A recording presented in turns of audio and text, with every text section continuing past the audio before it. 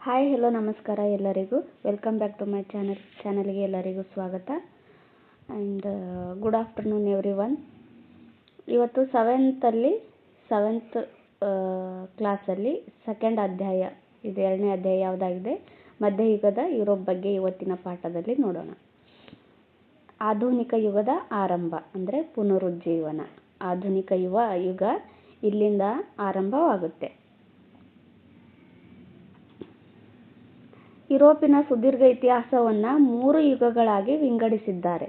ನೋಡಿ, ಯುರೋಪಿನ ಇತಿಹಾಸವನ್ನು 3 ಯುಗಗಳಾಗಿ ವಿಂಗಡಣೆ ಮಾಡಲಾಗಿದೆ. ಅದು ಯಾವುದಂದರೆ ಪ್ರಾಚೀನ ಯುಗ, ಅದು ಎಷ್ಟು 500 ಒಂದು ನಿಮಿಷ, ಸುಮಾರು ಸಾಮಾನ್ಯ ಶಕ 500ವರೆಗೆ, ಅಂದರೆ 500 ವರ್ಷವರೆಗೆ ಇದು ಪ್ರಾಚೀನ ಯುಗವನ್ನು ಇದೆ. ಆಮೇಲೆ ನೆಕ್ಸ್ಟ್ ಮಧ್ಯಯುಗ ಬರುತ್ತೆ. ಮಧ್ಯಯುಗ ಈ ಅಂತ ಕೊಟ್ಟಿದ್ದಾರಲ್ಲ, ಸುಮಾರು ಅಂತ ಅರ್ಥ. ಸುಮಾರು ಸಾಮಾನ್ಯ ಶಕೆ 500ರಿಂದ 1500ರವರೆಗೆ ಈ ಮಧ್ಯಯುಗ ಇದೆ. ನೆಕ್ಸ್ಟ್ ಆಧುನಿಕ ಯುಗ ಬರುತ್ತೆ. ಇದು ಸಾಮಾನ್ಯ ಶಕ ವರ್ಷ 1500ರಿಂದ ಈಚೆಗೆ ಬರುತ್ತೆ. ಮಧ್ಯಯುಗದಲ್ಲಿ ಚರ್ಚಿನ ಸಾಂಪ್ರದಾಯಿಕ ಚಿಂತನೆ ಜೀವನದ ಮೇಲೆ ಬಿಗಿಯಾದ ನಿಯಂತ್ರಣ ಸಾಧಿಸಿತ್ತು. ಆದರೆ 15 ಮತ್ತು 16ನೇ ಶತಮಾನಗಳ ಕಾಲಾವಧಿಯಲ್ಲಿ ಮಧ್ಯಯುಗವು ಪರಿವರ್ತನೆಯ ಹೊಸ ಹಾದಿಯನ್ನು ಹಿಡಿಯಿತು. ಇಲ್ಲಿಂದ ಆಧುನಿಕ ಯುಗ ಆರಂಭಗೊಂಡಿತು. ಅಂದರೆ 15 ಮತ್ತು 16ನೇ ಶತಮಾನ ಬರುತ್ತಲ್ಲ, ಅಲ್ಲಿಂದ ನೆಕ್ಸ್ಟ್ ಕಾಲಾವಧಿ ಬರುತ್ತಲ್ಲ, ಆವಾಗ ಏನಾಗುತ್ತೆ, ಮಧ್ಯಯುಗವು ಪರಿವರ್ತನೆಯ ಹಾದಿಯತ್ತ ಹಿಡಿಯುತ್ತೆ. ಇಲ್ಲಿಂದ ಏನಾಗುತ್ತೆ, ಆಧುನಿಕ ಯುಗ ಆರಂಭವಾಗುತ್ತೆ.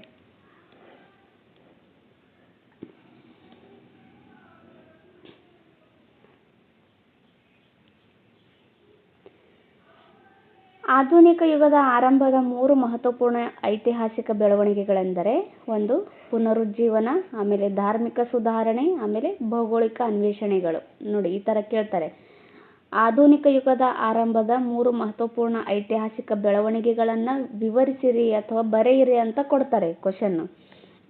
ಆವಾಗ ಇವುಗಳನ್ನೇ ಬರಿಬೇಕು ನೋಡಿ. ಪುನರುಜ್ಜೀವನ ಫಸ್ಟು, ಆಮೇಲೆ ಸೆಕೆಂಡ್ ಧಾರ್ಮಿಕ ಸುಧಾರಣೆ, ಆಮೇಲೆ ಭೌಗೋಳಿಕ ಅನ್ವೇಷಣೆಗಳು ಇವಾಗಿವೆ.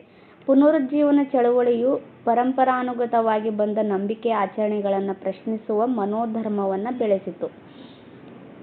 ಈ ಪುನರುಜ್ಜೀವನ ಚಳವಳಿ ಬರ್ತಾವಲ್ಲ, ಇವೇನಾಗುತ್ತೆ, ಹಿಂದಿನ ಕಾಲದಿಂದನೂ ಕೆಲವೊಂದಿಷ್ಟು ಪರಂಪರೆಗಳು ಆಚರಣೆಗಳು ಮಾಡ್ಕೊತ ಬಂದಿರ್ತಾರಲ್ಲ ಜನರು, ಅಲ್ಲಿರ್ತಕ್ಕಂಥ ಕೆಲವೊಂದಿಷ್ಟು ಅನಿಷ್ಟ ಪದ್ಧತಿಗಳನ್ನು ಪ್ರಶ್ನೆ ಮಾಡೋದು ಇಲ್ಲಿ ಹುಟ್ಟುತ್ತೆ.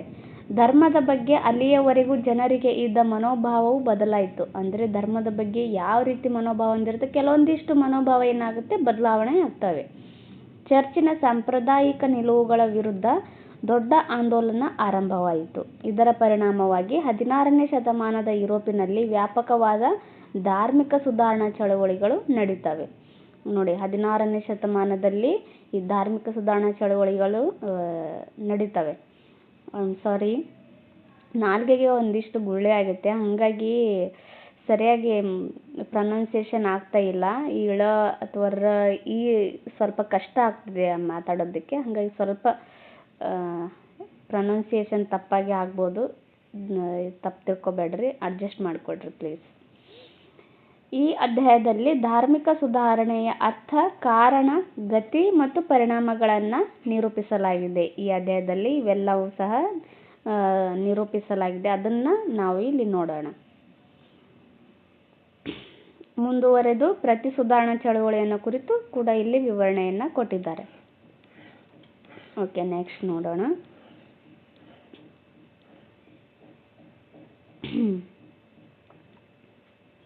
ಪುನರುಜ್ಜೀವನ ಎಂದರೆ ಏನು? ಪುನರುಜ್ಜೀವನ ಎಂದರೆ ಏನು ಅಂತ ಕ್ವಶನ್ ಕೇಳ್ತಾರೆ ನೋಡಿ. ಅಂದರೆ ಪುನರುಜ್ಜೀವನ ಎಂದರೇನು, ಅದರ ಉದಾಹರಣೆಗಳ ಸಮೇತ ವಿವರಿಸಿರಿ, ಈ ಥರ ಕೊಡಬಹುದು GPSTRಗೆ. ನೋಡ್ಕೊಳ್ರಿ ಒಂದ್ಸರಿ. ಪುನರುಜ್ಜೀವನ ಎಂದರೆ ಮರುಹುಟ್ಟು ಅಂತ ಅರ್ಥ. ರಿನೈಸಾನ್ಸ್ ಅಂದರೆ ಮರುಹುಟ್ಟು. ಇದು ಕೇಳಿದ್ದಾರೆ, ಪುನರುಜ್ಜೀವನ ಅಂದರೆ ರಿನೈಸಾನ್ಸ್ ಅಂತ ಕೇಳಿದ್ದಾರೆ ನೋಡಿ. ಇದಕ್ಕೆ ಪುನರುಜ್ಜೀವನ ಎಂಬ ಅರ್ಥವೂ ಕೂಡ ಇದೆ. ಪುನರುಜ್ಜೀವನವು ಸುಮಾರು ಸಾಮಾನ್ಯ ಶಕ ವರ್ಷ 1400ರಿಂದ 1600ರ ಕಾಲಾವಧಿಯಲ್ಲಿ ಯುರೋಪಿನ ಸಾಹಿತ್ಯ, ಕಲೆ, ವಾಸ್ತುಶಿಲ್ಪ ಮತ್ತು ವಿಜ್ಞಾನ ಕ್ಷೇತ್ರಗಳಲ್ಲಿ ಆಗಿರುವ ಹಲವಾರು ವಿಶಿಷ್ಟ ಬೆಳವಣಿಗೆಗಳನ್ನು ಸೂಚಿಸುತ್ತದೆ. ಪುನರುಜ್ಜೀವನ ಏನು 1400ರಿಂದ 1600 ಕಾಲಾವಧಿ ಇರುತ್ತಲ್ಲ, ಅಲ್ಲಿರ್ತಕ್ಕಂಥ ಕೆಲವೊಂದಿಷ್ಟು ಸಾಹಿತ್ಯ, ಕಲೆ, ವಾಸ್ತುಶಿಲ್ಪ ಮತ್ತು ವೈಜ್ಞಾನಿಕ ಕ್ಷೇತ್ರಗಳಲ್ಲಿ ಒಂದಿಷ್ಟು ಬದಲಾವಣೆಗಳಾಗ್ತವೆ. ಅವು ಮತ್ತು ಬೆಳವಣಿಗೆಗಳು ಕೂಡ ಆಗ್ತಾವಲ್ಲ, ಅವುಗಳನ್ನು ಸೂಚಿಸ್ತದೆ.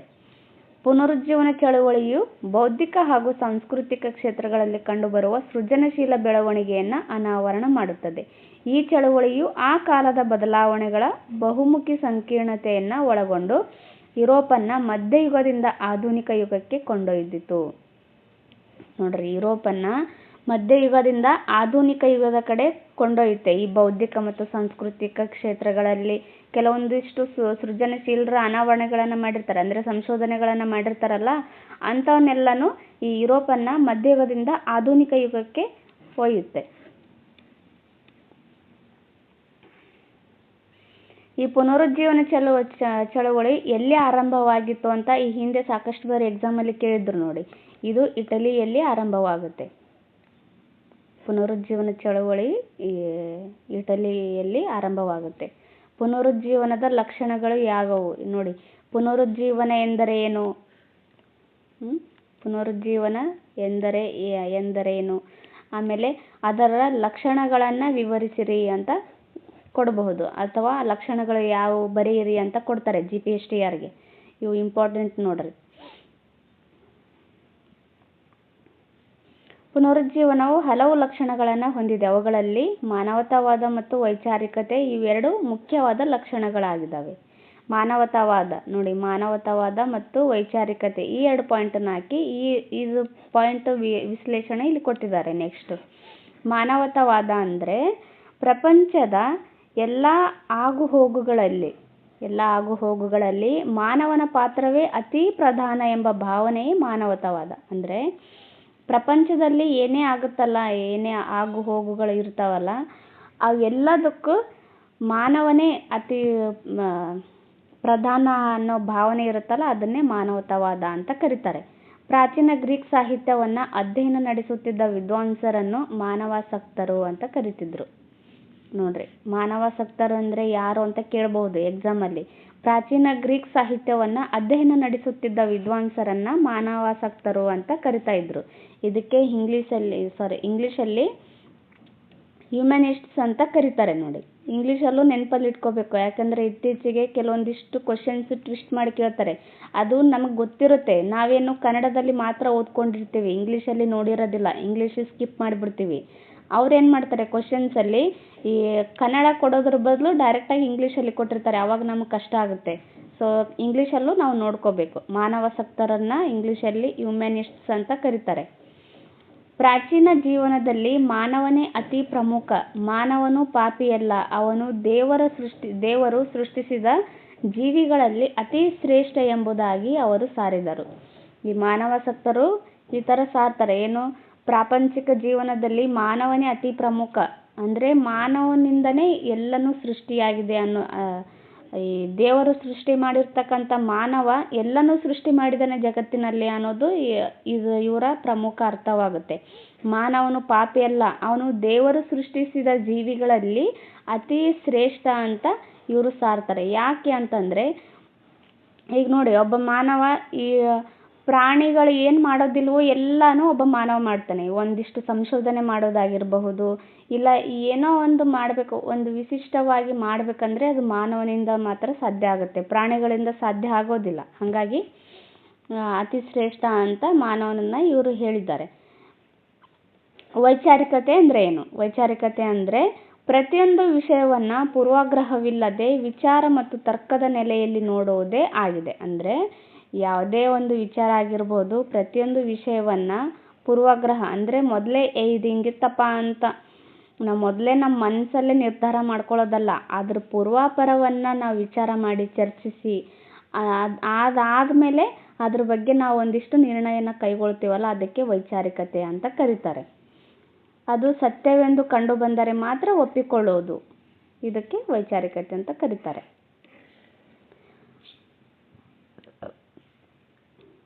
ಪುನರುಜ್ಜೀವನ ಕಾಲದಲ್ಲಿ ಸ್ವರ್ಗ, ನರಕ ಮತ್ತು ಪರಲೋಕದ ಚಿಂತನೆಯನ್ನು ಸಂಪೂರ್ಣವಾಗಿ ಬಿಟ್ಟು ಇಹಲೋಕದ ವಿಷಯಗಳ ಬಗ್ಗೆ ತೀವ್ರ ಒಲವು ಬೆಳೆಯಲಾಯಿತು. ಅಂದರೆ ಪುನರುಜ್ಜೀವನ ಕಾಲ ಬರುತ್ತಲ್ಲ, ಇಲ್ಲೇನಾಗುತ್ತೆ, ಸ್ವರ್ಗ, ನರಕ ಮತ್ತು ಪರಲೋಕ. ಈಗ ನೋಡು, ನಾವೇನಾದರೂ ಒಳ್ಳೆ ಕೆಲಸ ಮಾಡಿದ್ರೆ ಸ್ವರ್ಗ ಸೇರ್ತೀವಿ, ಕೆಟ್ಟ ಕೆಲಸ ಮಾಡಿದ್ರೆ ನರಕದಲ್ಲಿ ನಾವು ಅದು ಅನುಭವಿಸ್ಬೇಕಾಗತ್ತೆ, ಅದರ ಶಿಕ್ಷೆ ಅಂತ ಹೇಳ್ತಾರಲ್ಲ ಅದು.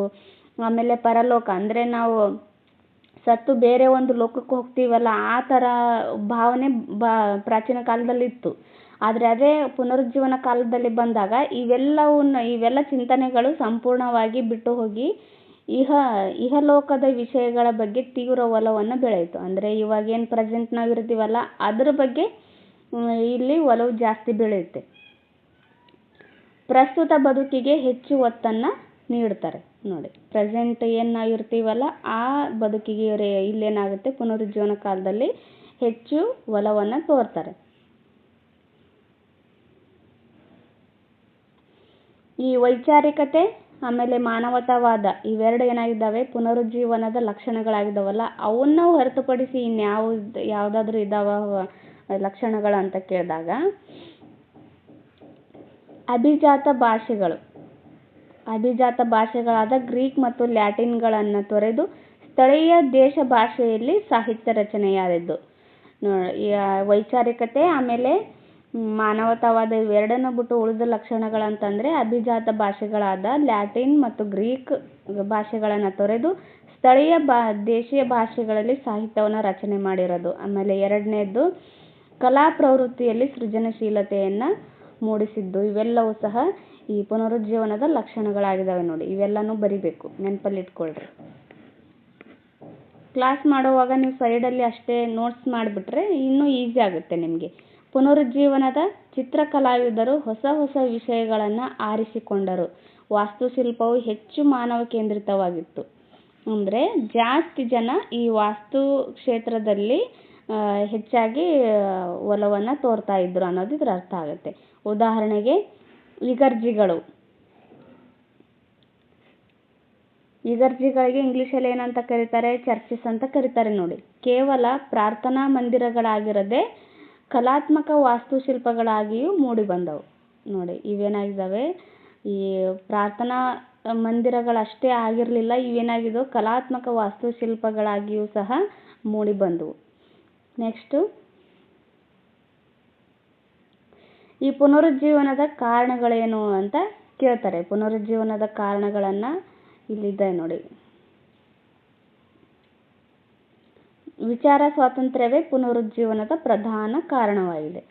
ಪುನರುಜ್ಜೀವನದ ಅರ್ಥ ನೋಡಿದ್ದೀವಿ, ಆಮೇಲೆ ಅದರ ಲಕ್ಷಣಗಳು ನೋಡಿದ್ದೀವಿ. ಈಗ ಕಾರಣಗಳನ್ನು ನೋಡೋಣ. ಕಾರಣ ಅಂತ ಅಂದರೆ ವಿಚಾರ ಸ್ವಾತಂತ್ರ್ಯ ಇರುತ್ತಲ್ಲ, ಅಂದರೆ ನಮಗೆ ವಿಚಾರ ಮಾಡೋದಕ್ಕೆ ಸಂಪೂರ್ಣ ಸ್ವಾತಂತ್ರ್ಯ ಇರುತ್ತೆ. ನಮ್ಮ ವಿಚಾರನ ಅಭಿವ್ಯಕ್ತಪಡಿಸೋದಕ್ಕೂ ಸ್ವಾತಂತ್ರ್ಯ ಇರುತ್ತೆ. ಆ ವಿಚಾರ ಸ್ವಾತಂತ್ರ್ಯವೇ ಈ ಪುನರುಜ್ಜೀವನದ ಪ್ರಧಾನವಾಗಿ ಕಾರಣವಾಗುತ್ತೆ. ನೋಡಿ, ಇತರೆ ಕಾರಣಗಳು ನೋಡಿ ಎಷ್ಟು ಚೆನ್ನಾಗಿ ಕೊಟ್ಟಿದ್ದಾರೆ ಇದರಲ್ಲಿ. ಪುನರುಜ್ಜೀವನದ ಅರ್ಥ, ಲಕ್ಷಣ, ಆಮೇಲೆ ಕಾರಣಗಳು ಎಷ್ಟು ಚೆನ್ನಾಗಿ ಕೊಟ್ಟಿದ್ದಾರೆ ನೋಡಿ. ಇದು GPSTRಗೆ ನಾವು ಹಾಗೆ ಪಾಯಿಂಟ್ಸ್ ಮಾಡ್ಕೊಳ್ಬೋದು, ಅಷ್ಟು ಚೆನ್ನಾಗಿ ಕೊಟ್ಟಿದ್ದಾರೆ. ನೆಕ್ಸ್ಟ್ ಪಾಯಿಂಟ್ ಏನು ಬರುತ್ತೆ ಕಾರಣಗಳಲ್ಲಿ, ಕಾನ್ಸ್ಟಂಟಿನೋಪಲ್ ನಗರದ ಮೇಲೆ ಆಕ್ರಮಣ ಮಾಡ್ತಾರೆ. ಆಮೇಲೆ ಭೌಗೋಳಿಕ ಅನ್ವೇಷಣೆಗಳ ಪ್ರಭಾವ ಬೀರುತ್ತೆ. ಮುದ್ರಣ ಯಂತ್ರದ ಶೋಧ ಆಗುತ್ತೆ. ಮುದ್ರಣ ಯಂತ್ರಗಳು ಅಲ್ಲಿವರೆಗೂ ಯಾರೂ ಸಹ ಮುದ್ರಣ ಯಂತ್ರಗಳನ್ನು ಶೋಧ ಮಾಡಿರೋದಿಲ್ಲ, ಅಂದರೆ ಸಂಶೋಧಿಸಲ್ಪಟ್ಟಿರಲಿಲ್ಲ. ನೆಕ್ಸ್ಟ್ ಮುದ್ರಣ ಯಂತ್ರಗಳು ಶೋಧಿಸಲ್ಪಡ್ತವೆ. ಆಮೇಲೆ ಕೆಲವೊಂದಿಷ್ಟು ಮುದ್ರಿಸ್ತಾರೆ, ಕೆಲವೊಂದಿಷ್ಟು ಪತ್ರಿಕೆಗಳು ಆ ಥರ. ಶಿಕ್ಷಣದ ಪ್ರಸಾರವಾಗುತ್ತೆ. ಊಳಿಗಮಾನ್ಯ ಪದ್ಧತಿಯ ಅವನತಿ ಮುಂತಾದವು ಸಹ ಈ ಪುನರುಜ್ಜೀವನದ ಚಳುವಳಿಗೆ ಕಾರಣಗಳಾಗ್ತವೆ. ನೋಡಿ, ಇಷ್ಟು ಪಾಯಿಂಟ್ಸ್ ಇದ್ದಾವೆ ಅಂದಮೇಲೆ ಕಂಪಲ್ಸರಿ ಇದು ಕೇಳಬಹುದು ನೋಡಿ ಎಕ್ಸಾಮ್ಗೆ. ಇದು ತುಂಬಾ ಇಂಪಾರ್ಟೆಂಟ್ ಆಗಿದೆ.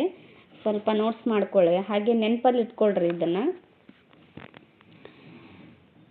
ಓಕೆ, ನೆಕ್ಸ್ಟ್ ಇಸ್ತಾನ್ಬುಲ್ ಈಗಿನ ಟರ್ಕಿ ದೇಶದ ಬಂದರು ನಗರ. ಒಂದು ನಿಮಿಷ.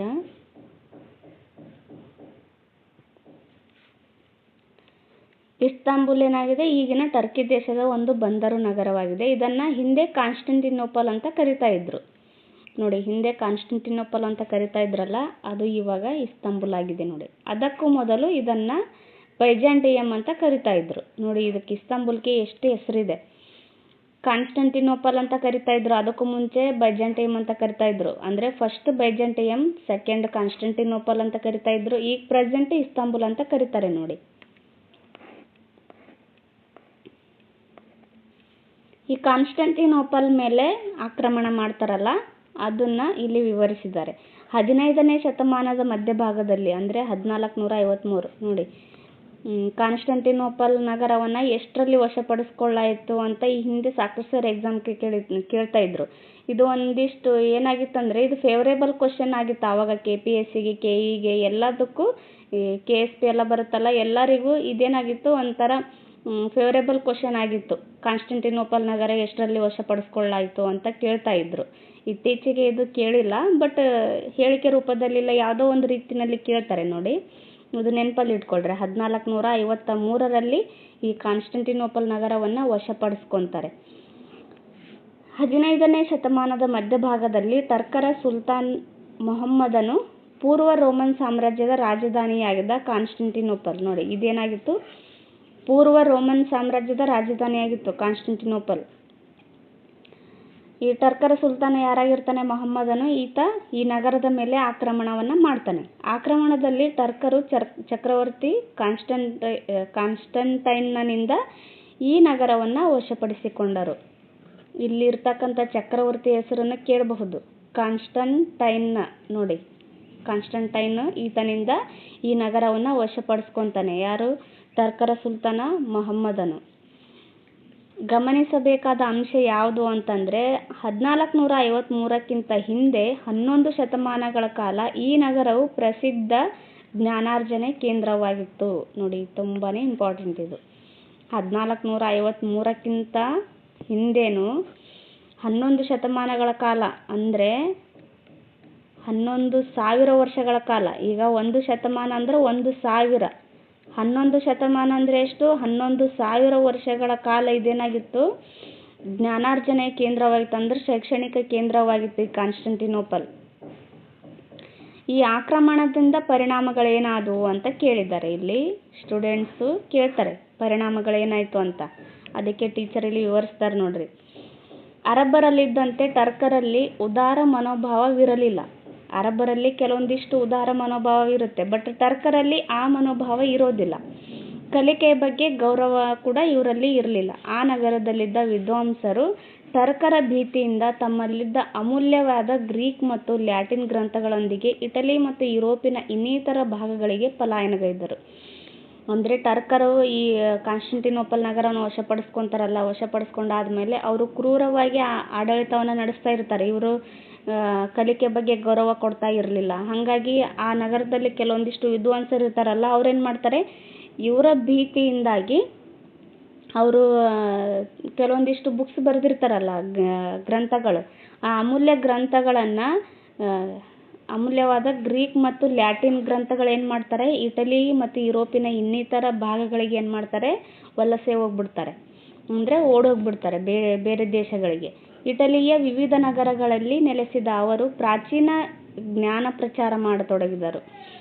ಅಂದರೆ ಅವ್ರು ಎಲ್ಲಿ ನೆಲೆಸಿರ್ತಾರಲ್ಲ ಅಲ್ಲೇನು ಮಾಡ್ತಾರೆ, ಇವರು ಜ್ಞಾನ ಪ್ರಚಾರವನ್ನು ಮಾಡ್ತಾರೆ.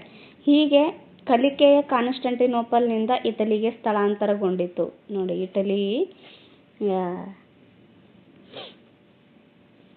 ಇಟಲಿಯಲ್ಲಿ ಇವರು ನೆಲೆಸಿ ಇದು ಜ್ಞಾನವನ್ನು ಪ್ರಚಾರ ಮಾಡ್ತಾರಲ್ಲ, ಹಾಗಾಗಿ ಏನಾಗುತ್ತೆ, ಇದಕ್ಕೆ ಕಲಿಕೆಯು ಕಾನ್ಸ್ಟಂಟಿನೋಪಲ್ನಿಂದ ಇಟಲಿಗೆ ಸ್ಥಳಾಂತರವಾಯಿತು ಅಂತ ಕೊಟ್ಟಿದ್ದಾರೆ ನೋಡಿ. ಎಷ್ಟು ಚೆನ್ನಾಗಿದೆ ಈ ವರ್ಡ್. ಇದು ಮೆನ್ಷನ್ ಮಾಡಿ, ಕ್ವಶನ್ ಕೇಳಿದಾಗ ನೀವು ಬರೀತಿರಲ್ಲ ಅಲ್ಲಿ ಇದು ಮೆನ್ಷನ್ ಮಾಡಿ ಪರಿಣಾಮಗಳಂತ ಕೇಳಿದಾಗ. ಇದು ಪುನರುಜ್ಜೀವನಕ್ಕೆ ಪ್ರೇರಣೆಯನ್ನು ನೀಡುತ್ತೆ. ನೆಕ್ಸ್ಟ್ ನೋಡಿ, 7th ಕ್ಲಾಸ್ ಬುಕ್ಕಲ್ಲೇ ಇಷ್ಟು ಚೆನ್ನಾಗಿ ಕೊಟ್ಟಿದ್ದಾರೆ ಅಂದರೆ ಎಷ್ಟು ಹುಡುಗರ ಮೈಂಡ್ಸೆಟ್ ಎಷ್ಟು ಚೆನ್ನಾಗಿ ಆಗ್ಬೋದಲ್ಲ. ಅಂದರೆ ನೀಟಾಗಿ ಅರ್ಥ ಮಾಡ್ಕೊಂಡ್ರೆ ಹುಡುಗರು ಇಲ್ಲಿಂದನೇ ತಮ್ಮ ಬ್ರೈನ್ನ ಡೆವಲಪ್ ಮಾಡ್ಕೋಬೋದು. ಅಷ್ಟು ಚೆನ್ನಾಗಿದೆ ಇದರಲ್ಲಿ. ಓಕೆ, ನೋಡೋಣ ಬನ್ನಿ. ಆ ವಯಸ್ಸಲ್ಲಿ ಇಷ್ಟೆಲ್ಲ ಅರ್ಥ ಮಾಡ್ಕೊಳ್ಳೋದಕ್ಕೆ ಕಷ್ಟ ಆಗುತ್ತೆ. ಜೊತೆಗೆ ಅದೇ ಕಾಲದಲ್ಲಿ ನಡೆದ ಭೌಗೋಳಿಕ ಅನ್ವೇಷಣೆಗಳಿಂದ ಯುರೋಪಿಯನ್ನರ ಸಂಪತ್ತು ಹೆಚ್ಚಿತು. ಅಂದರೆ ಭೌಗೋಳಿಕ ಅನ್ವೇಷಣೆ ಮಾಡ್ತಾರಲ್ಲ, ಭೌಗೋಳಿಕ ಅನ್ವೇಷಣೆ ಮಾಡೋದ್ರಿಂದ ಏನಾಗುತ್ತೆ, ಅಲ್ಲಿ ಸಂಪತ್ತು ಹೆಚ್ಚಾಗುತ್ತೆ. ಭಾರತ, ಅಮೇರಿಕ ಮುಂತಾದ ದೇಶಗಳಿಗೆ ಸಮುದ್ರ ಮಾರ್ಗಗಳನ್ನು ಕಂಡುಹಿಡಿದರು. ಇದನ್ನು ಕೇಳಿದ್ರು ನೋಡಿ. ಈ ಕಾನ್ಸ್ಟಂಟಿನೋಪಲ್ ನಗರ ವಶಪಡಿಸ್ಕೊಂಡ್ರಲ್ಲ, ಅದರಿಂದ ಆದ ಪರಿಣಾಮ ಏನು ಅಂತ ಕೇಳಿದ್ರು ಈ ಹಿಂದೆ ಎಕ್ಸಾಮಲ್ಲಿ. ಸಾಕಷ್ಟು ಪರಿ ಕೇಳಿದ್ದಾರೆ ಈ ಕ್ವಶನ್ನ. ಕಾನ್ಸ್ಟಂಟಿನೋಪಲ್ ನಗರವನ್ನು ವಶಪಡಿಸ್ಕೊಂಡಿದ್ರಿಂದ ಏನಾಗುತ್ತೆ, ಈ ಬೇರೆ ದೇಶಗಳಿಗೆ ಸಮುದ್ರ ಮಾರ್ಗವನ್ನು ಅನ್ವೇಷಣೆ ಮಾಡ್ತಾರೆ. ಇದು ಯುರೋಪನ್ನು ವಸಾಹತುಶಾಹಿ ಶಕ್ತಿಯನ್ನಾಗಿ ಬದಲಾಯಿಸಿತು. ಹಾಗೆ ಊಳಿಗಮಾನ್ಯ ವ್ಯವಸ್ಥೆಯನ್ನು ಶಿಥಿಲಗೊಳಿಸಿತು. ಅಂದರೆ ಊಳಿಗಮಾನ್ಯ ವ್ಯವಸ್ಥೆಯನ್ನು ಇಲ್ಲಿ ಕ್ಷೀಣಿಸ್ತಾ ಬರುತ್ತೆ. ಈ ಮುದ್ರಣ ಯಂತ್ರ ಪುನರುಜ್ಜೀವನಕ್ಕೆ ಹೇಗೆ ಕಾರಣವಾಗುತ್ತೆ ಅಂತ ಕೇಳಿದ್ದಾರೆ ಇಲ್ಲಿ. ಅಂದರೆ ಮುದ್ರಣ ಯಂತ್ರ ಹೇಗೆ ಕಾರಣವಾಗುತ್ತೆ ಪುನರುಜ್ಜೀವನ ಚಳುವಳಿಗಳಿಗೆ ಅಂತಂದರೆ, 15ನೇ ಶತಮಾನದಲ್ಲಿ ಕಂಡುಹಿಡಿಯಲಾದ ಮುದ್ರಣ ಯಂತ್ರವು ಜ್ಞಾನ ಪ್ರಸಾರ ಕ್ಷೇತ್ರದಲ್ಲಿ ಕ್ರಾಂತಿಕಾರಿ ಬದಲಾವಣೆಗಳನ್ನು ತಂದಿತ್ತು. ಈಗ ನೋಡಿ, ಈಗ ಒಂದು ಪ್ರದೇಶದಲ್ಲಿ ಇರ್ತಕ್ಕಂಥ ನ್ಯೂಸು ಇನ್ನೊಂದು ಪ್ರದೇಶದಲ್ಲಿ ತಿಳಿದ್ರೆ ಏನಾಗುತ್ತೆ, ಅಲ್ಲಿ ಇನ್ನೊಂದು ಪ್ರದೇಶದ ಎಲ್ಲ ನಾಲೆಜ್ ಎಲ್ಲ ನಮಗೆ ತಿಳ್ಕೊಂಡಂಗಾಗುತ್ತಲ್ಲ. ಈ ಪ್ರೆಸೆಂಟ್ ನಮ್ಮದೇ ನೋಡಿ, ಈಗ ನಾವು ಎಲ್ಲದರಲ್ಲೂ ಹೋಗಿ ಅಲ್ಲೇ ಇದ್ದು ಖುದ್ದಾಗಿ ನೋಡಿ ತಿಳ್ಕೊಳ್ಳೋದಕ್ಕಾಗೋದಿಲ್ಲ. ಪೇಪರಲ್ಲಿ ಬಂದಿರೋದು, ಬುಕ್ಕಲ್ಲಿ ಪಬ್ಲಿಷ್ ಆಗಿರೋದನ್ನು ನಾವು ಓದಿ ನಾವೇನು ಮಾಡ್ತೀವಿ, ಜ್ಞಾನವನ್ನು ಪಡಿತೀವಿ. ಹಾಗೆ ಈಗ ಹಿಂದಿನ ಕಾಲದಲ್ಲಿ ಈ ಥರ ಆಗಿತ್ತು, ಘಟನೆಗಳು ಈ ಥರ ನಡೆದಿದ್ದು ಅಂತಲೂ ನಾವು ಬುಕ್ಕಲ್ಲಿ ಇರೋದನ್ನೇ ನೋಡಿ ಜ್ಞಾನ ಪಡಿತೀವಲ್ಲ, ಆ ರೀತಿಯಾಗಿ ಇದೇನಾಗುತ್ತೆ, ಜ್ಞಾನ ಪ್ರಸಾರಕ್ಕೆ ಒಂದು ಕ್ರಾಂತಿಕಾರಿಕ ಬದಲಾವಣೆಯನ್ನು ತರುತ್ತೆ ಇದು ಮುದ್ರಣ ಯಂತ್ರಗಳು. ಹಿಂದೆ ಒಬ್ಬನಿಗೆ ಒಂದು ವರ್ಷದಲ್ಲಿ ಕೇವಲ 2 ಪುಸ್ತಕಗಳನ್ನು ಮಾತ್ರ ಪ್ರತಿ ಮಾಡಲು ಸಾಧ್ಯವಾಗುತ್ತಿತ್ತು. ಅಂದರೆ ಕೇವಲ 2, ಒಬ್ಬ ವ್ಯಕ್ತಿ ಏನು ಮಾಡಬೇಕು, 2 ಬುಕ್ಗಳನ್ನು ಪಬ್ಲಿಷ್ ಮಾಡಬಹುದಾಗಿತ್ತು. ಮುದ್ರಣ ಯಂತ್ರದ ಸಹಾಯದಿಂದ ಒಂದೇ ವರ್ಷದಲ್ಲಿ ಪುಸ್ತಕವೊಂದರ 24,000 ಪ್ರತಿಗಳನ್ನು ಮುದ್ರಿಸಬಹುದಾಗಿತ್ತು. ನೋಡಿ, ಒಬ್ಬ ವ್ಯಕ್ತಿ 2 ಪುಸ್ತಕಗಳನ್ನು ಮುದ್ರಿಸಬೇಕು. ಆಮೇಲೆ ಮುದ್ರಣ ಯಂತ್ರದ ಸಹಾಯದಿಂದ ಒಂದೇ ವರ್ಷದಲ್ಲಿ ಎಷ್ಟು 24,000 ಪ್ರತಿಗಳನ್ನು ಮುದ್ರಿಸಬಹುದಾಗಿತ್ತು. ಅಲ್ಲಿ ಮುದ್ರಿತ ಪುಸ್ತಕಗಳ ಬೆಲೆ ಕಡಿಮೆಗೊಂಡು ಅವುಗಳಿಗೆ ಬೇಡಿಕೆ ಹೆಚ್ಚಿತು. ಈಗ ಬೆಲೆ ಕಡಿಮೆ ಇದ್ದಾಗ ಏನಾಗುತ್ತೆ, ತಗೊಳ್ಳೋರ ಸಂಖ್ಯೆ ಹೆಚ್ಚಾಗುತ್ತೆ. ಅದೇ ಬೆಲೆ ಜಾಸ್ತಿ ಇದ್ದರೆ ಕಾಸ್ಟ್ಲಿ ಇದೆ ಅಂತ ತಗೊಳ್ಳೋದಿಲ್ಲ. ಹಾಗಾಗಿ ಇಲ್ಲಿ ಏನಾಗುತ್ತೆ, ಬೆಲೆ ಕಡಿಮೆ ಇರುತ್ತಲ್ಲ, ಹಾಗಾಗಿ ಬೇಡಿಕೆ ಹೆಚ್ಚುತ್ತೆ. ಮುದ್ರಣವು ಕೈ ಬರಹಕ್ಕಿಂತ ಹೆಚ್ಚು ಸ್ಪಷ್ಟವೂ ಸುಂದರವೂ ಆಯಿತು. ಕೆಲವೊಬ್ಬರು ಹ್ಯಾಂಡ್ ರೈಟಿಂಗ್ ಇನ್ನೊಬ್ಬರಿಗೆ ಅರ್ಥ ಆಗೋದಿಲ್ಲಲ್ಲ, ಆ ಸಮಸ್ಯೆ ಇಲ್ಲಿ ನೀಗಿಸ್ತಿತ್ತು ಇದು ಮುದ್ರಣ ಯಂತ್ರ. ಅದೇನಾಗಿರುತ್ತೆ, ಸ್ಪಷ್ಟವಾಗಿರುತ್ತೆ, ಆಮೇಲೆ ಸುಂದರವಾಗಿರೋದ್ರಿಂದ ಎಲ್ಲರಿಗೂ ಸಹ ಅರ್ಥ ಆಗೋ ರೀತಿಯಲ್ಲಿ ಇರುತ್ತೆ. ಓದುವ ಆಸಕ್ತಿ ಇದ್ದವರಿಗೆಲ್ಲರಿಗೂ ಸುಲಭವಾಗಿ ಪ್ರತಿಗಳು ದೊರೆಯುವಂತಾಯಿತು. ಈಗ ಓದುವ ಆಸಕ್ತಿ ಇರುತ್ತಲ್ಲ, ಈಗ ಕೆಲವೊಬ್ಬರು ನೋಡಿ, ತಾವು ಜಾಬಲ್ಲಿದ್ದರು ಅಥವಾ ಇಲ್ಲದೇ ಇದ್ದರು, ಕೆಲವರು ರಿಟೈರ್ಡ್ ಆಫೀಸರ್ಸ್ ಆಗಿರ್ತಾರೆ. ಅವರು ಏನು ಮಾಡ್ತಾರೆ, ಇನ್ನೂ ಓದ್ತಾ ಇರ್ತಾರೆ. ಯಾವುದಾದ್ರೂ ಆಥರ್ಸ್ ಬುಕ್ಸ್ ಆ ಥರ ಓದ್ತಾ ಇರ್ತಾರಲ್ಲ, ಓದೋ ಹವ್ಯಾಸ ಇದ್ದವರಿಗೆ ಓದಲೇಬೇಕು ಅನಿಸುತ್ತೆ. ಅಂಥವ್ರಿಗೆಲ್ಲ ಇದೇನಾಗುತ್ತೆ, ಸಹಾಯಕವಾಗ್ತವೆ. ಸಾಮಾನ್ಯ ಶಕ ವರ್ಷ 1450ರ ಸುಮಾರಿಗೆ ಜರ್ಮನಿಯ ಜಾನ್ ಗುಟೆನ್ಬರ್ಗ್ ಎಂಬುವನು ಮೇನ್ಸ್ ಎಂಬ ಪಟ್ಟಣದಲ್ಲಿರುವ ತನ್ನ ಮುದ್ರಣಾಲಯದಲ್ಲಿ ಚಲಿಸುವ ಅಚ್ಚಿನ ಮೊಳೆಗಳನ್ನು ಬಳಸಿದನು. ನೋಡಿ, ಇದನ್ನು ಸಹ ಕೇಳಿದರು ಹಿಂದೆ ಎಕ್ಸಾಮ್ಗಳಲ್ಲಿ. ಚಲಿಸುವ ಅಚ್ಚುಗಳನ್ನು ಮೊಳೆಗಳಾಗಿ ಯಾರು ಬಳಸಿದ್ರು, ಎಷ್ಟರಲ್ಲಿ ಬಳಸಿದ್ರು ಅಂತಲೂ ಕೇಳಿದರು. ಇದು 1450ರ ಸುಮಾರಿಗೆ ಜರ್ಮನಿಯೇ ಇರ್ತಾನಲ್ಲ ಈತ ಜಾನ್ ಗುಟೆನ್ಬರ್ಗ್, ಈತ ಮೋಯಿನ್ಸ್ ಎಂಬ ಪಟ್ಟಣದಲ್ಲಿ ತನ್ನ ಮುದ್ರಣಾಲಯದಲ್ಲಿ ಇವುಗಳನ್ನು ಬಳಸ್ತಾನೆ. ಇದಕ್ಕೆ ಮೊದಲು ಪಡಿಯಚ್ಚುಗಳನ್ನು ಅಂದರೆ ಬ್ಲಾಕ್ಸ್ಗಳನ್ನು ಉಪಯೋಗಿಸಲಾಗ್ತಾ ಇತ್ತು. ಈತ ಈ ಚಲಿಸುವ ಮೊಳೆಗಳನ್ನು ಬಳಸ್ತಾನೆ. ಹೊಸ ತಂತ್ರಜ್ಞಾನವು ಮಿಂಚಿನ ವೇಗದಲ್ಲಿ ಇಡೀ ಯುರೋಪಿನಲ್ಲಿ ಹಬ್ಬಿತು. ಇದನ್ನು ಎಲ್ಲ ವಿದ್ವಾಂಸರು, ಪೋಪರು ಸ್ವಾಗತಿಸಿದರು. ವಿಲಿಯಂ ಕ್ಯಾಕ್ಸ್ಟನ್ ಎಂಬುವನು 1477ರಲ್ಲಿ ಇಂಗ್ಲೆಂಡಿನಲ್ಲಿ ಸುಧಾರಿತ ಮುದ್ರಣ ಯಂತ್ರವನ್ನು ಸ್ಥಾಪಿಸಿದರು. ಇದು ಸಹ ಕೇಳಿದ್ರು ನೋಡಿ. ಸುಧಾರಿತ ಮುದ್ರಣ ಯಂತ್ರವನ್ನು ಯಾರು ಸಂಶೋಧಿಸಿದರು ಅಂತ ಕೇಳಿದ್ರು. ಅದು ವಿಲಿಯಂ ಕ್ಯಾಕ್ಸ್ಟನ್ ಅಂತ ಬರ್ತಾರೆ. ಇವರು ಸಂಶೋಧನೆ ಮಾಡ್ತಾರೆ. ಎಷ್ಟರಲ್ಲಿ ಅಂದರೆ 1477ರಲ್ಲಿ ಸಂಶೋಧನೆ ಮಾಡ್ತಾರೆ. ಎಲ್ಲಿ ಅಂತ ಕೇಳಿದಾಗ ಇಂಗ್ಲೆಂಡ್ ಅನ್ನೋದು ನೆನಪಲ್ಲಿರಬೇಕು. ಓಕೆ, ನೆಕ್ಸ್ಟ್ ನೋಡೋಣ. ಸಾಹಿತ್ಯ ಕ್ಷೇತ್ರಕ್ಕೆ ಪುನರುಜ್ಜೀವನ ಕೊಡುಗೆಗಳನ್ನು ವಿವರಿಸಿರಿ ಅಂತ ಇಲ್ಲಿ ಕೇಳಿದ್ದಾರೆ. ಪುನರುಜ್ಜೀವನ ಕಾಲದಲ್ಲಿ ದೇಶ ಭಾಷೆ ಅಥವಾ ಸ್ಥಳೀಯ ಭಾಷೆಗಳಲ್ಲಿ ಸಾಹಿತ್ಯ ರಚನೆ ಆಗ್ತವೆ. ನೋಡಿ, ಯಾವುದೇ ದೇಶ ಆಗಿರ್ಬೋದು, ಆ ದೇಶೀಯ ಭಾಷೆಗಳಲ್ಲಿ ಸಾಹಿತ್ಯಗಳು ರಚನೆ ಆಗ್ತಾವಲ್ಲ, ಅಲ್ಲಿರ್ತಕ್ಕಂಥ ಜನರಿಗೆ ಇದು ಸುಲಭವಾಗಿ ಅರ್ಥ ಆಗ್ತವೆ ಆ ಭಾಷೆಗಳು. ಈ ಬೇರೆ ಬೇರೆ ಭಾಷೆಗಳು ಇದ್ದಾಗ ಅರ್ಥ ಆಗೋದಿಲ್ಲ. ಆ ಒಂದು ಭಾಷೆಗಳಲ್ಲಿ ಯಾರು ಪಾಂಡಿತ್ಯ ಹೊಂದಿರ್ತಾರಲ್ಲ ಅವ್ರು ಮಾತ್ರ ಅಂತಹ ಬುಕ್ಗಳನ್ನು ಓದ್ತಾರೆ. ಅದೇ ದೇಶೀಯ ಭಾಷೆಗಳಲ್ಲಿ ಮಾಡಿದರೆ ದೇಶದಲ್ಲಿರ್ತಕ್ಕಂಥ ಎಲ್ಲ ಜನರು ಆ ಬುಕ್ಗಳನ್ನು ಓದೋದಕ್ಕೆ ಹೆಲ್ಪ್ ಆಗುತ್ತೆ. ಹಾಗಾಗಿ ಈ ದೇಶೀಯ ಭಾಷೆಗಳಲ್ಲಿ ಸಾಹಿತ್ಯಗಳು ರಚನೆ ಆಗ್ತವೆ. ಪರಿಣಾಮವಾಗಿ ಜನರ ಆಡು ಭಾಷೆಗಳು ವಿಕಾಸ ಹೊಂದಿದವು. ಜನರ ಆಡು ಭಾಷೆಗಳು ಏನಾಗ್ತವೆ? ವಿಕಾಸ ಆಗ್ತವೆ. ಅನೇಕ ಲೇಖಕರು ಈ ಕಾಲದಲ್ಲಿ ವಿವಿಧ ಸಾಹಿತ್ಯ ಕೃತಿಗಳನ್ನು ರಚನೆ ಮಾಡ್ತಾರೆ. ಓಕೆ, ಈ ಲೇಖಕರಲ್ಲಿ ಪೆಟ್ರಾರ್ಕ್ ಮೊದಲನೆಯವರು. ಪೆಟ್ರಾರ್ಕ್ ಈತನಿಗೆ ಇಲ್ಲಿದ್ದಾರೆ ನೋಡಿ, ಪೆಟ್ರಾರ್ಕ್ ಇವರು ಪೆಟ್ರಾರ್ಕ್ ಇವರು ಮೊದಲಿಗರಾಗಿದ್ದಾರೆ. ಈ ಲೇಖಕರಲ್ಲಿ ಇವರು ಮೊದಲನೆಯವರು. ಈತನಿಗೆ ಪ್ರಾಚೀನ ಗ್ರೀಕ್ ಮತ್ತು ರೋಮನ್ ಸಾಹಿತ್ಯದ ಮೇಲೆ ಅತೀವ ಅಭಿಮಾನವಿತ್ತು. ಇವರೇನು ಗ್ರೀಕ್ ಮತ್ತು ರೋಮನ್ ಸಾಹಿತ್ಯದ ಮೇಲೆ ಬಹಳ ಅಭಿಮಾನ ಇರುತ್ತೆ. ಈತನ ಭಾವಗೀತೆ ಮತ್ತು ಕಾವ್ಯಗಳು ಪ್ರಸಿದ್ಧವಾಗಿದ್ದಾವೆ. ಯುವ ಸಾಹಿತಿಗಳು ಈತನಿಂದ ಪಡೆದ ಸ್ಫೂರ್ತಿ ಗಮನಾರ್ಹವಾಗಿದೆ. ಡಾಂಟೆ ಇಟಲಿಯ ಮಹಾಕವಿಯಾಗಿದ್ದಾರೆ. ಡಾಂಟೆ ಇವರೇನು ಇಟಲಿಯ ಮಹಾಕವಿ. ದಿ ಡಿವೈನ್ ಕಾಮಿಡಿ ಈತನ ಮಹಾಕಾವ್ಯ. ಇದು ಕೇಳಿದ್ದಾರೆ ನೋಡಿ, ಈ ಹಿಂದೆ ನಡೆದಿರತಕ್ಕಂಥ ಎಕ್ಸಾಮ್ಗಳಲ್ಲಿ ಸಾಕಷ್ಟು ಬಾರಿ ಕೇಳಿದ್ದಾರೆ ಈ ಕ್ವಶನ್ನ. ದಿ ಡಿವೈನ್ ಕಾಮಿಡಿ ಬರೆದವರು ಯಾರು ಅಂತ ಕೇಳಿದರು. ದಿ ಡಿವೈನ್ ಕಾಮಿಡಿ ಬರೆದವರು ಡಾಂಟೆ. ಇದು ಡಿವೈನ್ ಕಾಮಿಡಿ ಇದೇನಾಗಿದೆ? ಒಂದು ಮಹಾಕಾವ್ಯವಾಗಿದೆ. ಇನ್ನೊಬ್ಬ ಬರ್ತಾರೆ ಬೊಕಾಶಿಯೋ ಅಂತ. ಇವರು ಕುಶಲ ಕಥೆಗಾರ ಆಗಿರ್ತಾರೆ. ಇದು ಡೆಕಮೆರಾನ್ ಇವರ ಕೃತಿಯಾಗಿದೆ ನೋಡಿ. ಇವೆಲ್ಲನೂ ಸಹ ಹಿಂದೆ ಎಕ್ಸಾಮಲ್ಲಿ ಕೇಳಿದ್ದಾರೆ, ನೆಗ್ಲೆಕ್ಟ್ ಮಾಡಕ್ಕೆ ಹೋಗ್ಬೇಡ್ರಿ. ಇವು ಈಜಿ ಆಗ್ಬಿಡು, ಇಷ್ಟೆಲ್ಲ ಕೇಳಂಗಿಲ್ಲ, ಈ ಹಿಂದೆ ಕೇಳ್ಯಾರಂದ್ರೆ ಇವಾಗ ಕೇಳಂಗಿಲ್ಲ ಅನ್ಕೋಬೇಡ್ರಿ. ಇದು GPSTRಗೆ ಆಮೇಲೆ ಈ TETಗೆ ಕಂಪಲ್ಸರಿ ಕೇಳ್ತಾರೆ ನೋಡಿ. ಯಾಕಂದರೆ TETಗೆ ಹೈಸ್ಕೂಲ್ ಬುಕ್ಸು, ಈ 6th ರಿಂದ 10th ವರೆಗೂ ಏನು ಬುಕ್ಸ್ ಇರ್ತಾವಲ್ಲ, ಈ ಬುಕ್ಸ್ಗಳಲ್ಲೇ ಕ್ವಶನ್ಸ್ನ ತೆಗಿತಾರಲ್ಲ. ಹಾಗಾಗಿ ಮತ್ತು 7th ಕ್ಲಾಸಲ್ಲೇ ಐತಲ್ಲ ಇದು, ಹಾಗಾಗಿ ಕೇಳಬಹುದು. ಸೊ ನೆಗ್ಲೆಕ್ಟ್ ಮಾಡಕ್ಕೆ ಹೋಗ್ಬೇಡ್ರಿ. ಇದು ಕೇಳಿದರು ಡೆಕಮೆರಾನ್ ಬರೆದವ್ರು ಯಾರಂತ. ಬೊಕಾಶಿಯೋ ಡೆಕಮೆರಾನ್ ಬರೀತಾರೆ, ಆಮೇಲೆ ಡಾಂಟೆ ದಿ ಡಿವೈನ್ ಕಾಮಿಡಿ ಬರೀತಾರೆ.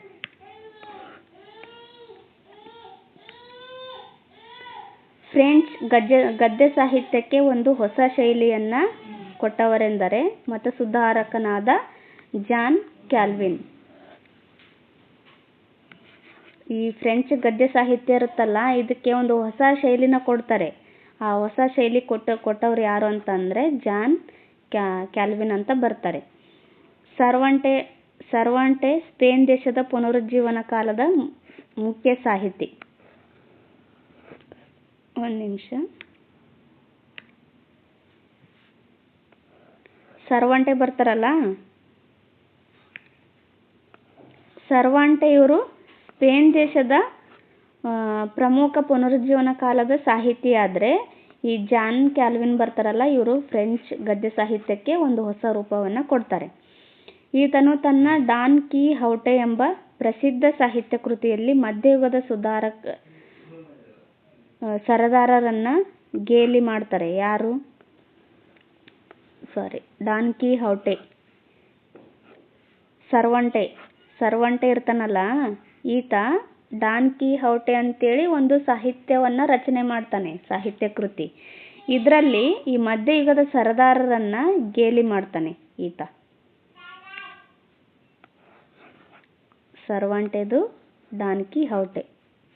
ಓಕೆ.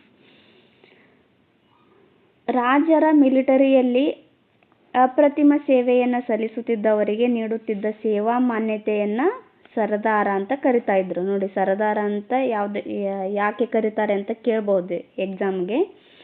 ಈ ರಾಜರ ಮಿಲಿಟರಿಯಲ್ಲಿ ಅಪ್ರತಿಮ ಸೇವೆ ಮಾಡಿರ್ತಾರಲ್ಲ, ಅವರಿಗೇನೆ ಈ ಸರದಾರ ಅಂತ ಮಾನ್ಯತೆಯನ್ನು ಕೊಡ್ತಾ ಇದ್ರು, ಅಂದರೆ ಬಿರುದನ್ನು ಕೊಡ್ತಾ ಇದ್ರು. ನೆಕ್ಸ್ಟ್ ಬರ್ತಾರೆ ವಿಲಿಯಂ ಶೇಕ್ಸ್ಪಿಯರ್, ಆಮೇಲೆ ಜೂಲಿಯಸ್ ಸೀಸರ್ ಎಲ್ಲರೂ ಬರ್ತಾರೆ ನೋಡಿ ಇಲ್ಲಿ. ಇಂಗ್ಲಿಷ್ ನಾಟಕಕಾರರಲ್ಲಿ ವಿಲಿಯಂ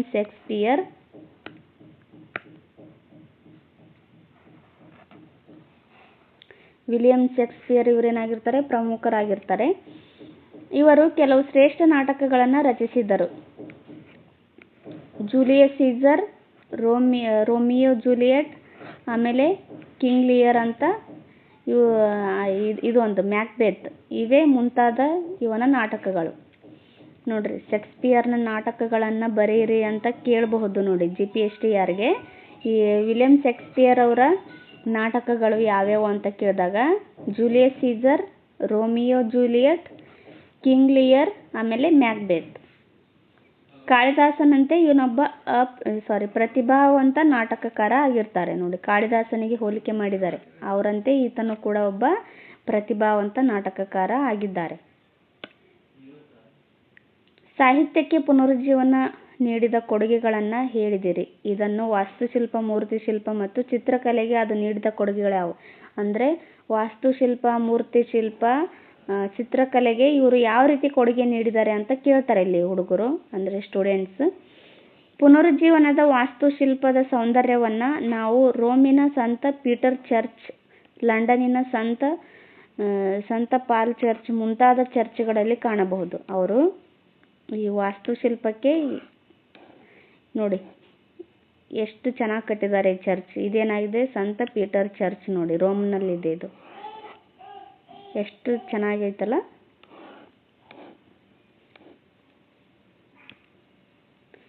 ಪುನರುಜ್ಜೀವನದ ವಾಸ್ತುಶಿಲ್ಪಿಗಳು ಮಧ್ಯಯುಗದ ಅಲಂಕಾರದ ಮತ್ತು ಆಡಂಬರದ ಗಾಥಿಕ್ ಶೈಲಿಯನ್ನು ಕೈಬಿಟ್ಟು ಚೂಪಾದ ಮೊನೆಯುಳ್ಳ ಕಮಾನುಗಳ ಬದಲು ದುಂಡದಾದ ಕಮಾನುಗಳನ್ನು ಬಳಸಿದರು. ನೋಡಿ, ಇದರಲ್ಲಿ ಏನು ಇಂಪಾರ್ಟೆಂಟ್ ಅಂದರೆ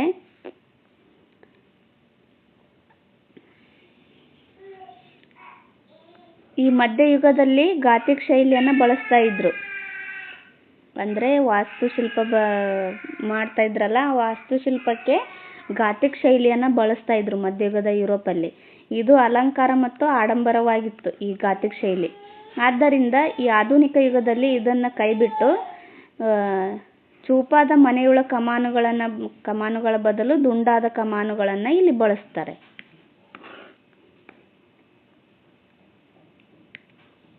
ನೆಕ್ಸ್ಟು ಡೊನಾಟೆಲ್ಲೋ ಬರ್ತಾರೆ. ಡೊನಾಟೆಲ್ಲೋ ಆ ಕಾಲದ ಮಹಾನ್ ಶಿಲ್ಪಿ ನೋಡಿ, ಇವರು ಶಿಲ್ಪಿಯಾಗಿದ್ದಾರೆ. ಇವರು ನಿರ್ಮಿಸಿದ ಡೇವಿಡ್ ಪ್ರತಿಮೆ ಶ್ರೇಷ್ಠವಾಗಿದೆ. ಡೇವಿಡ್ ಪ್ರತಿಮೆನ ಯಾರು ನಿರ್ಮಿಸಿದರು ಅಂದರೆ ಡೊನಾಟೆಲ್ಲೋ. ಹಾಗೆಯೇ ಮೈಕೆಲೆಂಜಲೋ ನಿರ್ಮಿಸಿದ ಮೋಸೆಸ್ ಪ್ರತಿಮೆ. ಮೈಕೆಲೆಂಜಲೋ ಯಾವ ಪ್ರತಿಮೆ ನಿರ್ಮಿಸ್ತಾರೆ ಅಂತ ಕೇಳಿದಾಗ ಮೋಸೆಸ್ ಅನ್ನೋ ಪ್ರತಿಮೆನ ನಿರ್ಮಿಸ್ತಾರೆ. ಡೇವಿಡ್ ಪ್ರತಿಮೆಯನ್ನು ಡೊನಾಟೆಲ್ಲೋ ನಿರ್ಮಿಸ್ತಾರೆ. ಚಿತ್ರರಂಗದಲ್ಲಿ ಆದ ಸಾಧನೆಗಳನ್ನು ತಿಳಿಸಿ ಅಂತ ಸ್ಟೂಡೆಂಟ್ ಕೇಳ್ತಾರೆ. ಇದಕ್ಕೆ ನೋಡಿ, ಚಿತ್ರಕಲೆಗಳಲ್ಲಿ ಯಾವ ರೀತಿಯಾಗಿ ಸಾಧನೆ ಮಾಡ್ತಾರೆ ಅಂತಂದರೆ, ಇಟಲಿಯಲ್ಲಿ 16ನೇ ಶತಮಾನದಲ್ಲಿ ಹಲವಾರು ಪ್ರತಿಭಾವಂತ ಚಿತ್ರಕಾರರಿದ್ದರು. ಅಂದರೆ ಇಲ್ಲಿ ನೋಡ್ರಿ, ಲಿಯೋನಾರ್ಡೋ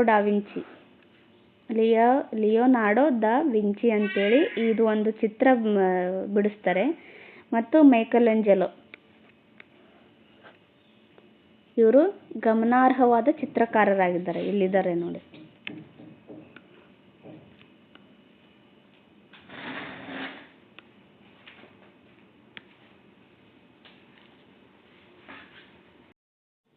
ಇದು ನೋಡ್ರಿ ಚಿತ್ರ.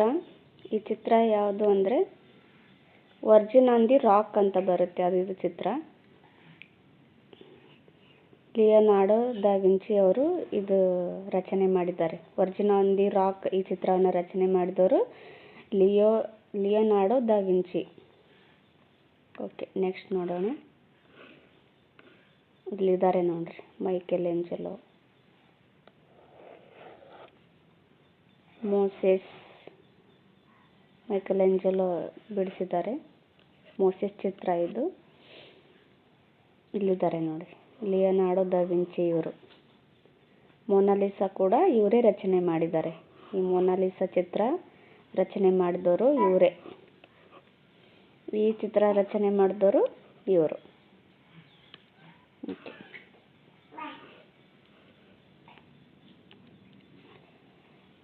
ಲಿಯೋನಾರ್ಡೋ ದ ವಿಂಚಿ ಅದ್ಭುತ ಚಿತ್ರಕಾರ, ಮೂರ್ತಿ ಶಿಲ್ಪಿ, ವಿಜ್ಞಾನಿ, ಇಂಜಿನಿಯರ್, ವಾಸ್ತುಶಿಲ್ಪಿ ಮತ್ತು ಗಣಿತಶಾಸ್ತ್ರಜ್ಞ ಕೂಡ ಆಗಿದ್ರು ಇವರು. Virgin on the Rocks, the Last Supper ಮತ್ತು ಮೊನಾಲಿಸಾ ಆತನ ಪ್ರಸಿದ್ಧ ವರ್ಣಚಿತ್ರಗಳಾಗಿದ್ದಾವೆ. ನೋಡ್ರಿ, ಈ ಲಿಯೋನಾರ್ಡೋ ದ ವಿಂಚಿ ಅವರು ಚಿತ್ರಗಳು ಯಾವ್ಯಾವ ಅಂತ ಕೇಳಿದಾಗ ವರ್ಜಿನ್ ಆನ್ ದಿ ರಾಕ್ಸ್, ಆಮೇಲೆ ದಿ ಲಾಸ್ಟ್ ಸಪ್ಪರ್ ಅಂತ ಬರುತ್ತೆ, ಇದು ಒಂದು, ಮೊನಾಲಿಸಾ, ಈ ಮೂರು ಈತನ ಪ್ರಸಿದ್ಧ ಚಿತ್ರಗಳಾಗಿದ್ದಾವೆ ನೋಡಿ. ಓಕೆ, ನೆಕ್ಸ್ಟ್ ನೋಡೋಣ.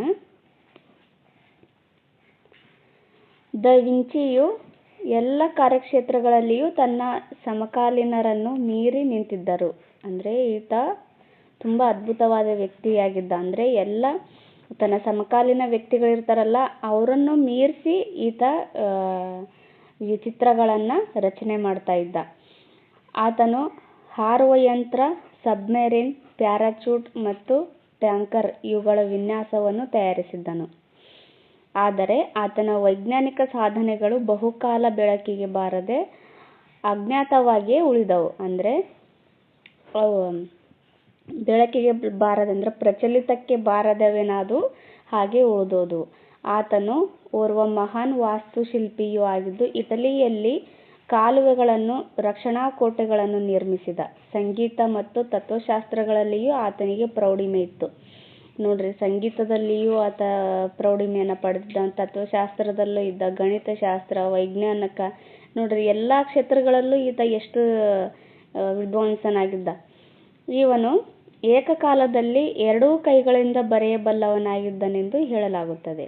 ಒಂದೇ ಸರಿ 2 ಕೈಗಳಿಂದ, ಎಡಗೈ ಮತ್ತು ಬಲಗೈ 2 ಕೈಯಿಂದನೂ ಈತ ಬರಿತಾ ಇದ್ನಂತೆ.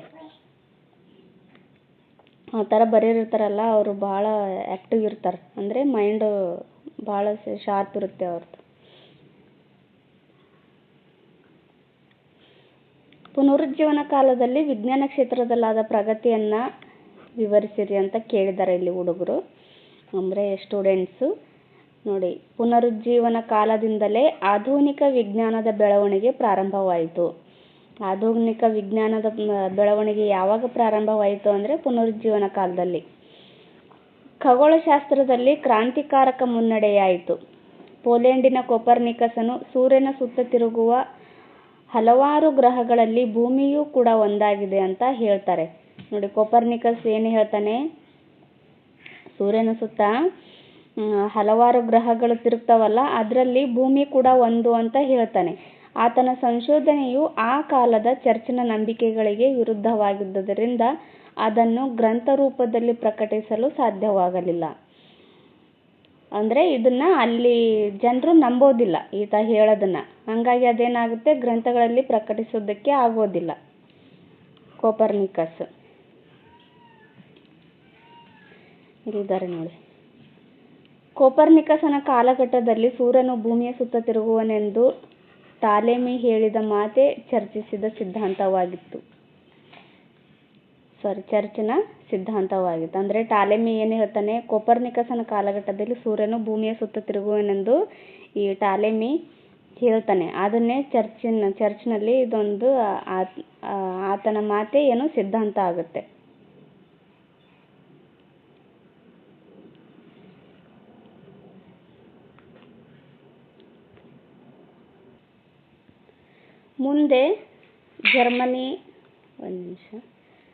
ಮುಂದೆ ಜರ್ಮನಿಯ ಗಣಿತಶಾಸ್ತ್ರಜ್ಞ ಕೆಪ್ಲರ್ ಎಂಬುವನು ಕೋಪರ್ನಿಕಸನ ವಾದವನ್ನು ಪ್ರಾಯೋಗಿಕವಾಗಿ ಸಾಧಿಸಿ ತೋರಿಸಿದ. ಈ ಕೋಪರ್ನಿಕಸ್ ಏನು ಹೇಳ್ತಾನಲ್ಲ ಅದು ನಿಜ ಅದಂತೇಳಿ ಸಂಶೋಧನೆ ಮಾಡಿದ್ದು ಯಾರು ಅಂತ ಕೇಳಿದಾಗ ಕೆಪ್ಲರ್. ನೋಡಿ, ಇಟಲಿಯ ಖಗೋಳಶಾಸ್ತ್ರಜ್ಞನಾದ ಗ್ಯಾಲಿಲಿಯೋ ದೂರದರ್ಶಕವನ್ನು ಕಂಡುಹಿಡಿದರು. ನೋಡ್ರಿ, ಈ ಕ್ವಶನ್ ಕೂಡ ಮುಂಚೆ ಒಂಥರ ಫೇವರೇಬಲ್ ಕ್ವಶನ್ ಆಗಿತ್ತು. ಇದು ಸಹ ದೂರದರ್ಶಕವನ್ನು ಕಂಡುಹಿಡಿದವರು ಯಾರು ಅಂತ ಎಷ್ಟು ಸಾರಿ ಕೇಳಿದ್ದಾರೆ ಅಂದರೆ ಎಕ್ಸಾಮ್ಗೆ, ನೀವು ಓಲ್ಡ್ ಕ್ವಶನ್ ಪೇಪರ್ಸ್ ತೆಗೆದು ನೋಡ್ರಿ ಗೊತ್ತಾಗುತ್ತೆ. ದೂರದರ್ಶಕವನ್ನು ಕಂಡುಹಿಡಿದವರು ಗ್ಯಾಲಿಲಿಯೋ. ನೋಡಿ,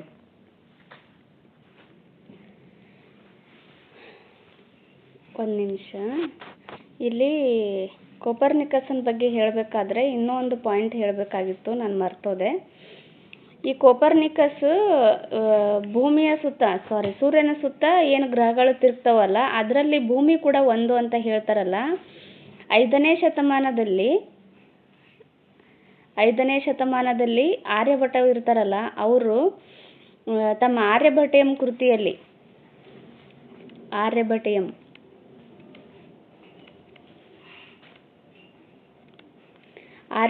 ಎಂಬ ಕೃತಿಯಲ್ಲಿ ಆರ್ಯಭಟ ಹೇಳಿರ್ತಾರೆ, ಭೂಮಿ ಕೂಡ ಸೂರ್ಯನ ಸುತ್ತ ತಿರುಗೋ ಒಂದು ಗ್ರಹ ಅಂತೇಳಿ.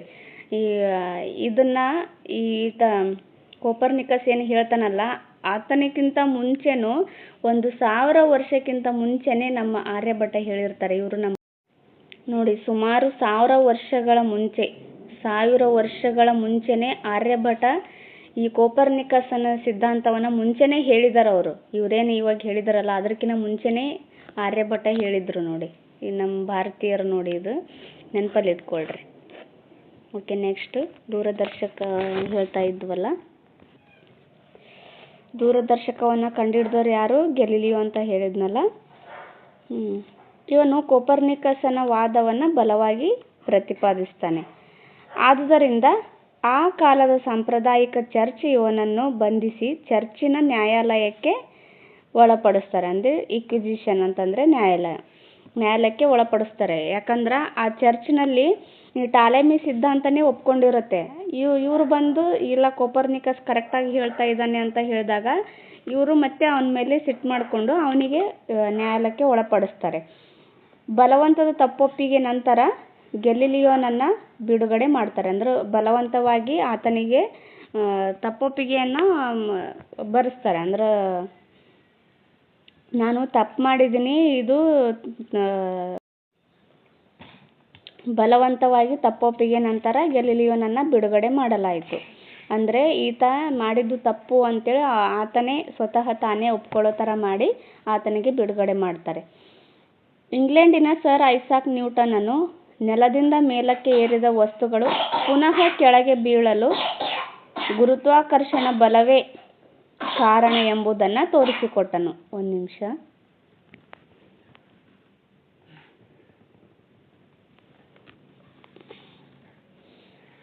ಸರ್ ಐಸಾಕ್ ನ್ಯೂಟನ್ ಇರ್ತಾರಲ್ಲ, ಇವರು ಒಂದು ವಸ್ತುನ ಮೇಲಕ್ಕೆ ಏರಿಸಿದಾಗ, ಅಂದರೆ ಮೇಲ್ಗಡೆ ಹಿಂಗೆ ಬಿಸಾಕಿದಾಗ ಹಿಂಗೆ ಆ ವಸ್ತು ಏನಾಗುತ್ತೆ ಪುನಃ ಕೆಳಗಡೆ ಬೀಳ್ತದಲ್ಲ, ಅದಕ್ಕೆ ಗುರುತ್ವಾಕರ್ಷಣ ಬಲನೇ ಕಾರಣ ಅಂತ ಇವರು ಹೇಳ್ತಾರೆ, ಸರ್ ಐಸಾಕ್ ನ್ಯೂಟನ್ ಅವರು. ವಿಲಿಯಂ ಹಾರ್ವೆಯು 1478 ರಿಂದ 1557 ಇರ್ತಾರೆ. ಮಾನವ ದೇಹದಲ್ಲಿನ ರಕ್ತ ಪರಿಚಲನೆಯ ಕ್ರಮವನ್ನು ತೋರಿಸಿಕೊಡ್ತಾರೆ.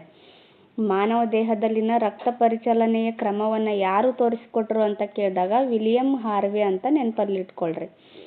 ವೆಸಾಲಿಯಸ್ ಎಂಬ ಬೆಲ್ಜಿಯಂ ವಿಜ್ಞಾನಿಯು ದೇಹದಲ್ಲಿ ರಕ್ತ ಸಂಚಾರದ ಬಗ್ಗೆ ಅಮೂಲ್ಯ ಗ್ರಂಥವನ್ನು ಪ್ರಕಟಿಸಿದರು. ನೋಡ್ರಿ, ಮಾನವ ದೇಹದಲ್ಲಿನ ರಕ್ತ ಪರಿಚಲನೆಯ ಅಂದರೆ ರಕ್ತ ಸಂಚಾರದ ಕ್ರಮವನ್ನು ತೋರಿಸಿಕೊಟ್ಟವ್ರು ಯಾರು? William Harvey. ಅದನ್ನು ಗ್ರಂಥ ರೂಪದಲ್ಲಿ ಪ್ರಕಟಿಸಿದವರು ಯಾರು?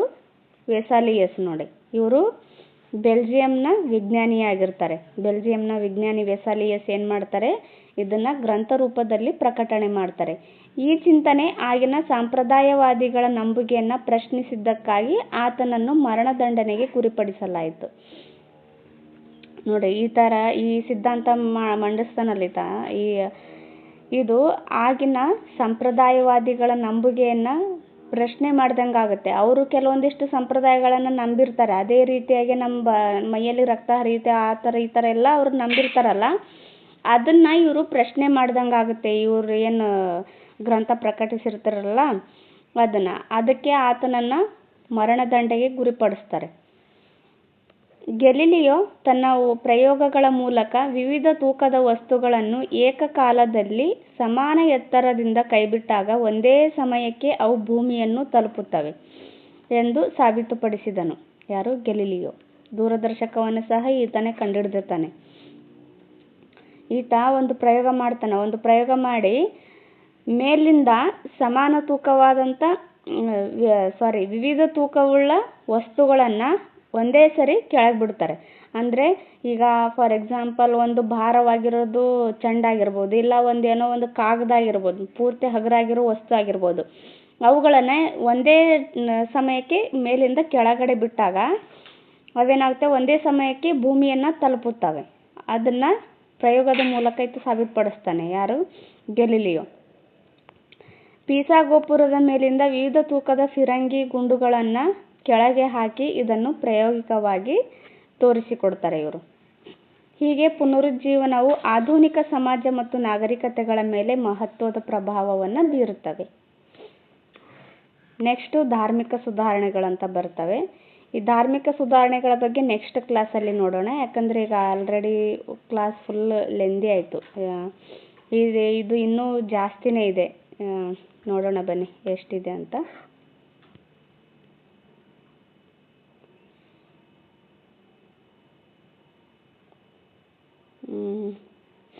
ಇನ್ನೂ ಜಾಸ್ತಿನೇ ಇದೆ. ಓಕೆ, ಇದಿಷ್ಟು ನೆಕ್ಸ್ಟ್ ಕ್ಲಾಸಲ್ಲಿ ನೋಡೋಣ. ಇದಿಷ್ಟು ಇವತ್ತಿನ ಕ್ಲಾಸ್ ಆಗಿತ್ತು. ಯಾರೆಲ್ಲ ಈ ಕ್ಲಾಸ್ ಇಷ್ಟ ಆಗಿದೆಯೋ ದಯವಿಟ್ಟು ಒಂದು ಲೈಕ್ ಮಾಡಿ, ಕಮೆಂಟ್ ಮಾಡಿ ಮತ್ತು ನಿಮ್ಮ ಫ್ರೆಂಡ್ಸ್ಗಳ ಜೊತೆನೂ ಶೇರ್ ಮಾಡಿ. ಯಾರೆಲ್ಲ ಇನ್ನೂ ನನ್ನ ಚಾನೆಲನ್ನು ಸಬ್ಸ್ಕ್ರೈಬ್ ಮಾಡ್ಕೊಂಡಿರೋ ದಯವಿಟ್ಟು ನನ್ನ ಚಾನೆಲ್ನ ಸಬ್ಸ್ಕ್ರೈಬ್ ಮಾಡ್ಕೊಳ್ಳಿ. ನೀವು ಸಬ್ಸ್ಕ್ರೈಬ್ ಮಾಡ್ಕೊಳ್ಳೋದ್ರಿಂದ ನನಗೆ ಇನ್ನೊಂದಿಷ್ಟು ಹೆಚ್ಚು ವಿಡಿಯೋ ಮಾಡೋದಕ್ಕೆ ಸಹಕಾರ ಕೊಟ್ಟಂಗಾಗುತ್ತೆ. Okay, thank you. ಈ ವಿಡಿಯೋ ನೋಡಿದ್ದಕ್ಕೆ ತುಂಬ ಹೃದಯದ ಧನ್ಯವಾದಗಳು. ಸಿಗೋಣ ನೆಕ್ಸ್ಟ್ ಕ್ಲಾಸಲ್ಲಿ.